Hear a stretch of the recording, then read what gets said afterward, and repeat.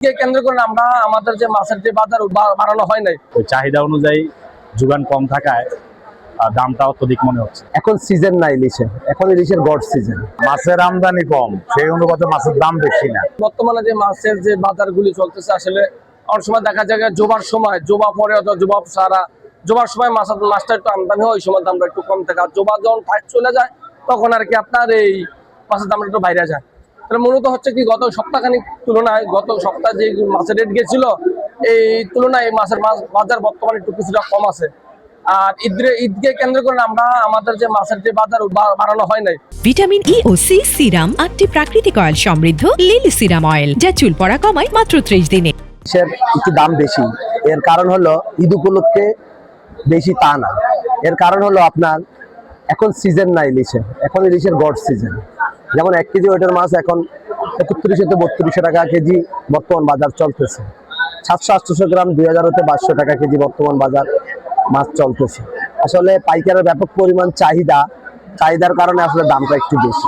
ঈদ উপলক্ষে আমি আসলে মাছ দেখতে আসলাম, মাছের দামটা কেমন। তো এখন এসে দেখলাম যে মাছের যোগানও তেমন একটা নাই, মাছের দাম অত্যধিক।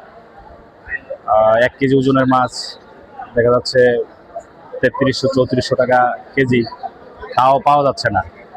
আমরা এখানে 800-900 গ্রাম ওজনের মাছ দেখা যাচ্ছে যে 2500 টাকা কেজি চাচ্ছে। তো সার্বিক বিষয়ে দেখা যাচ্ছে যে মাছের আসলে যে ঈদ উপলক্ষে মানুষের যে চাহিদা, ওই চাহিদা অনুযায়ী যোগান কম থাকায় দামটা অত্যধিক মনে হচ্ছে। মাছের আমদানি কম, সেই অনুপাতে মাছের দাম বেশি না। আপনার লোকাল মাছটার দামটা একটু বেশি, কিন্তু আমাদের দূর থেকে যে মাছগুলি আসে, নোয়াখালী, বরিশাল, এগুলির দাম তো বেশি না, ওগুলো তো কম। আজকে 1 কেজির মাছ 2500-2600 টাকা গেছে নামারগুলি, লোকালের 2800-3000 এরকম যায়। আর ছোট মাছ বেশি, তো ছোট মাছের দাম তো কম। 3 কেজি মাছ যায় হলো 800 টাকা কেজি, 900 টাকা কেজি। 2 কেজি যায় হলো 1000-1100 টাকা কেজি।